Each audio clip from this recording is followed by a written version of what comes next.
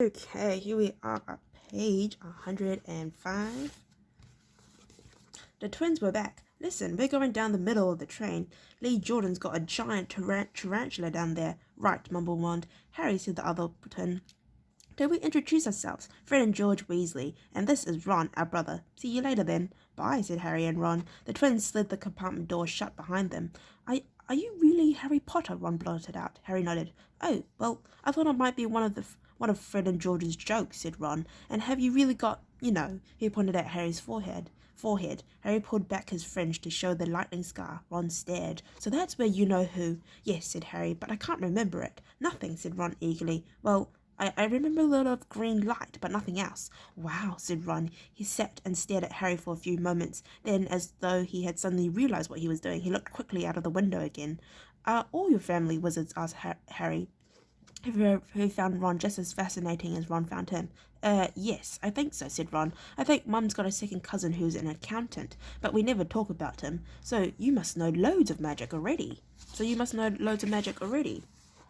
The Weasleys were clearly one of those old wizarding families the pale boy in Diagon Alley had talked about. I heard you went to live with muggles, said Ron. What are they like? Horrible. Well, not all of them. My aunt and uncle and cousins are, though. Wish I had 3 wizard brothers. 5, said Ron. For some reason, he was looking gloomy. I'm the 6th in our family to go to Hogwarts. You could say I've got a lot to live up to. Bill and Charlie have already left. Bill was head boy and Charlie was captain of Quidditch. Now Percy's a prefect. Fred and George mess around a lot, but they still get really good marks, and everyone thinks they're really funny. Everyone expects me to do as well as the others, but if I do, it's no big deal, because they did it first. You never get anything new, either, with 5 brothers. I've got Bill's old robes, Charlie's old wand, and Percy's old rat. Ron reached inside his jacket and pulled out a fat, grey rat, which was asleep. His name's Scabbers, and he's useless. He hardly ever wakes up. Percy got an owl from my dad for being made a prefect, but they couldn't. I got Scabbers instead. Ron's ears went pink. He seemed to think he'd said too much, because he went back to staring out of the window. Harry didn't think there was anything wrong with not being able to afford an owl. After all, he'd never had any money in his life until a month ago, and he told Ron so, all about having to wear Dudley's old clothes and never getting proper birthday presents. This seemed to cheer Ron up. And until Hagrid told me, I didn't know anything about being a wizard or about my parents or Voldemort. Ron gasped. What? Said Harry. You said you know whose name, said Ron, sounding both shocked and impressed. I'd have thought you of all people. I'm not trying to be brave or anything, saying the name, said Harry. I've just never knew you shouldn't. See what I mean? I've got loads to learn, I bet, he added, voicing for the first time something that had been worrying him a lot lately. I bet I'm the worst in the class. You won't be. There's loads of people who come from Muggle families, and they learn quick enough.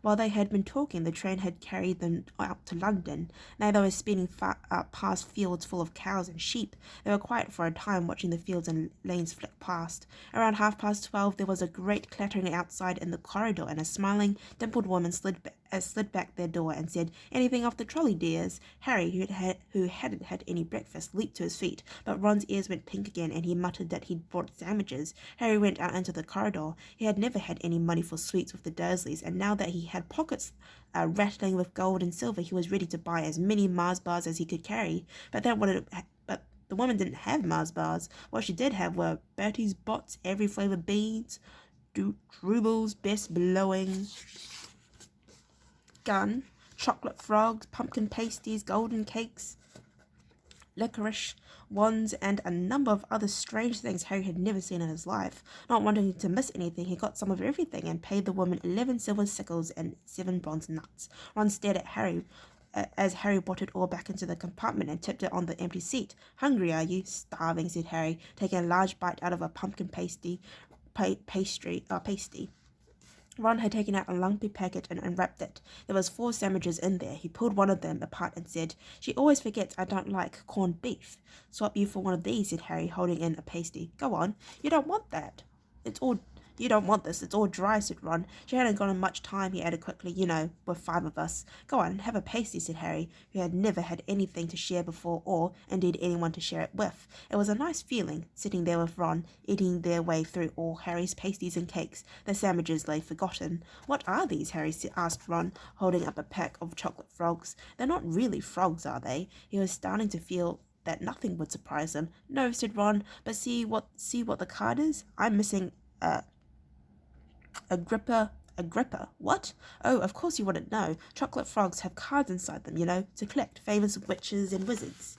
I've got about 500, but I haven't got Agrippa or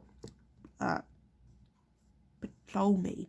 Harry unwrapped his chocolate frog and picked up the card. It showed a man's face. He wore half-moon glasses, had a long crooked nose and flowing silver hair, beard and moustache. Underneath the picture was the name Albus Dumbledore. So this is Dumbledore, said Harry. Don't tell me you've never heard of Dumbledore, said Ron. Can I have a frog? I might get Agrippa. Thanks. Harry turned over his card and read. Albus Dumbledore, currently headmaster of Hogwarts, considered by many the greatest wizard of modern times. Professor Dumbledore is particularly famous for his defeat of the dark wizard Grindelwald in 1945 for the discovery of the 12 uses of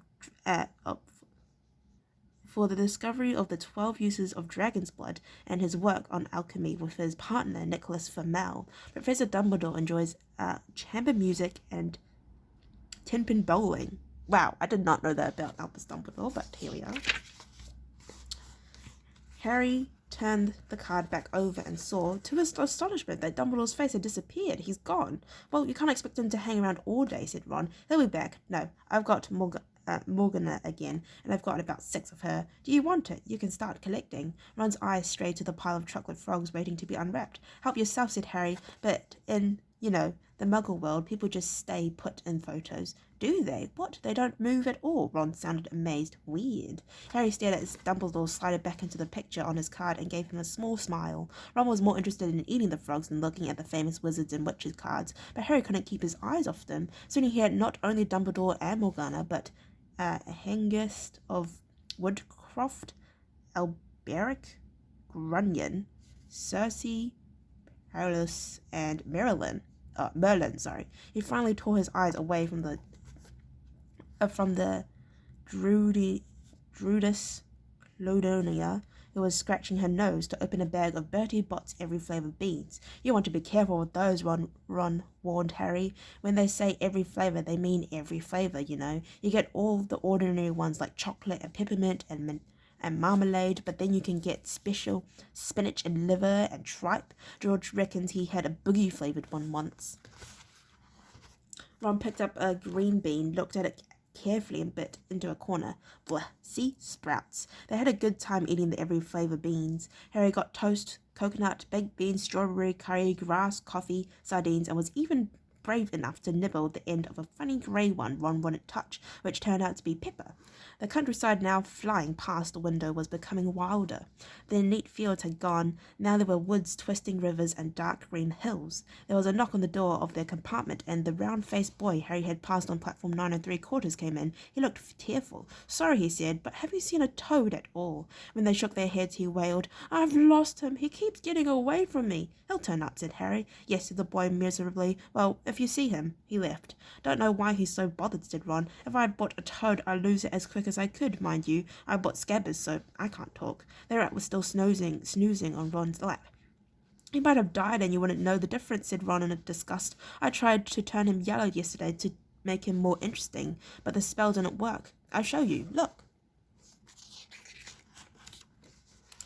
He rummaged around in his trunk and pulled out a very battered-looking wand. It was chipped in places, and something white was glinting at the end.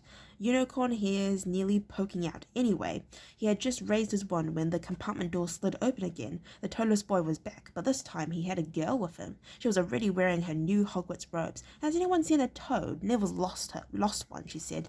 She had a bossy sort of voice, lots of bushy brown hair and rather large front teeth. We've already told him we haven't seen it, said Ron, but the girl wasn't listening. She was looking at the wand in his hand. Oh, are you doing magic? Let's see it then. She sat down. Ron looked taken aback. All right. He cleared his throat. Sunshine daisies, butter mellowed, turned the stupid fat rat yellow. He waved his wand, but nothing happened. Scabbers stayed grey and fast asleep. Are you sure that's a real spell? Said the girl. Well, it's not very good, is it? I've tried a few simple spells just for practice, and it's all worked out for me. Nobody in my family's magic at all. It was ever such a surprise when I got my letter, but I was ever So pleased, of course. I mean, it's the very best school of witchcraft there is, I've heard. I've learned all our set books off by heart, of course. I just hope it will be enough. I'm Hermione Granger, by the way. Who are you? She said all this very fast. Harry looked at Ron and was relieved to see by his stunned face that he hadn't learnt all the set books off by heart either. I'm Ron Weasley, Ron muttered. Harry Potter, said Harry. Are you really? Said Hermione. I know all about you, of course. I got a few extra books for background reading, and modern magic history, and the rise and fall of the dark arts, and great wizarding events of the 20th century. Am I? Said Harry, feeling dazed. Goodness, didn't you know? I'd have found out everything if I could, if it was me, said Hermione. Do either of you know what house you'll be in? I've been asking around, and I hope I'm in Gryffindor. It sounds by far the best. I hear Dumbledore himself was one, but I suppose Ravenclaw wouldn't be too bad. Anyway, we better get off and look for Neville's toad. You two had better change, you know. I expect we'll be there soon. And she left, taking the toadless boy with her. Whatever house I'm in, I hope she's not in it, said Ron. He threw his wand back into his trunk. Stupid spell. George gave it to me, but he knew it was a dud. What house are your brothers in? Asked Harry. Gryffindor, said Ron. Gloom seemed to be settling on him again. Mum and Dad were in it too. I don't know what they'll say if I'm not. I don't suppose Ravenclaw would be too bad, but imagine if they put me in Slytherin. That's the house you know who was in. Yeah, said Ron. He flopped back into his seat, looking depressed. You know, I think the ends of Scabbers' whiskers are a bit lighter, said Harry, trying to take Ron's minds off houses. So what do your oldest brothers do now they've left anyway? Harry was wondering what a wizard did once he'd finished school. Charlie's in Romania studying dragons, and Bill's in Africa doing something for Gringotts, said Ron. Did you hear about Gringotts? It's been all over the Daily Prophet, but I don't suppose you get that with the Muggles. Someone tried to rob a high-security vault. Harry stared. Really? What happened to them? Nothing. That's why it's such a big news. They haven't been caught. My dad says it must have been a powerful dark wizard to get round Gringotts, but they don't think they took anything. That's what's odd. Of course, everyone gets scared when something like this happens in case you know who's behind it. Harry turned this news over his mind. He was starting to get a prickle of fear every time you know who was mentioned. He supposed this was all part of entering the magical world, but had been a lot more comfortable saying Voldemort without worrying. What's your Quidditch team? Ron asked. I don't know any, Harry confessed. What? Ron looked dumbfounded. Wait, it's the best game in the world. And he was off, explaining all about the 4 balls and the positions of the 7 players, describing famous games he'd been to with his brothers and the broomsticks he liked to get if he had the money. He was just taking Harry through the final points of the game when the compartment door slid open yet again, but it wasn't Neville the toadless boy or Hermione Granger this time. 3 boys entered and Harry recognised the middle one at once. It was the pale boy from Madame Malcolm's robe shop. He was looking at Harry with a lot more interest than he'd shown back in Diagon Alley. Is it true, he said. They're saying all down the train that Harry Potter's in the compartment. So it's you, is it? Yes, said Harry. He was looking at the other boys. Both of them were thickest and looked extremely mean, standing either side of the pale boy. They looked like bodyguards. Oh, this is Crabbe and this is Goyle, said the pale boy carelessly, noticing where Harry was looking. And my name's Malfoy, Draco Malfoy. Rand gave a slight cough, which might have been hiding a snigger. Draco Malfoy looked at him. Think my name's funny, do you? No need to ask who you are. My father told me all about all the Weasleys have red hair, freckles,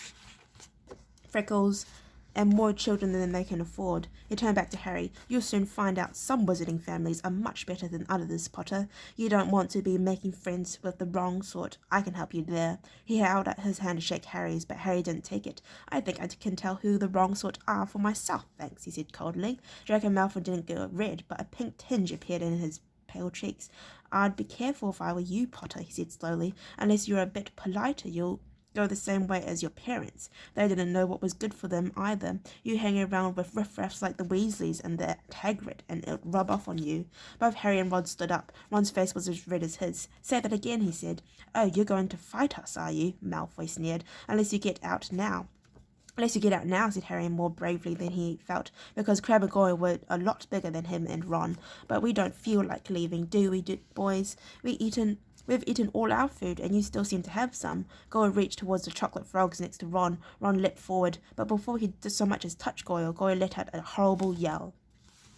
Scabbers, the rat, was hanging off his fingers. Sharp little teeth sunk deep into Goyle's knuckle. Crab and Mofo backed away as Goyle swung Scabbers round and round, howling, and when Scabbers finally flew off and hit the window, all three of them disappeared at once. Perhaps they thought that they were more rats lurking among the sweets, or perhaps they had heard footsteps, because a second later Hermione Granger had come in. "What has been going on?" she said, looking at the sweets all over the floor and Ron picking up Scabbers by his tail.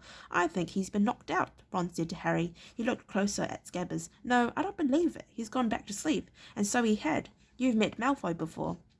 "You've met Malfoy before?" Harry explained about their meeting in Diagon Alley. "I've heard of his family," said Ron darkly. They were some of the first to come back to our side after you-know-who disappeared, said they'd been bewitched. My dad doesn't believe it. He says Malfoy's father didn't need an excuse to go over to the dark side. He turned to Hermione. "Can we help you with something? You better hurry up and put your robes on. I've just been up the front to ask the driver, and he says we're nearly there. You haven't been fighting, have you? You'll be in trouble before we even get there." "Scabbers has been fighting, not us," said Ron, scowling at her. "Would you mind leaving while we change?"